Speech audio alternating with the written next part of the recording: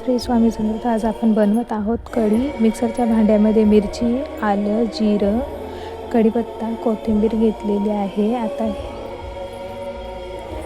हे सगळं वाटण आपण मिक्सरमध्ये छान वाटून घेऊया. हे पहा छान वाटण.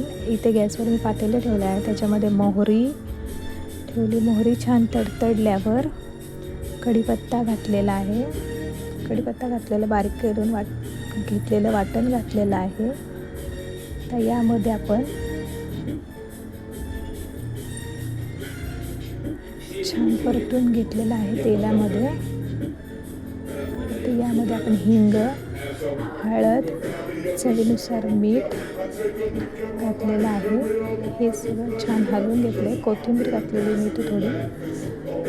आणि आता यामध्ये दह्याचं ताक करून घेतलेलं ते घातलेलं आहे. छान प्रकारे खालून ढवळून घेतलेलं आहे.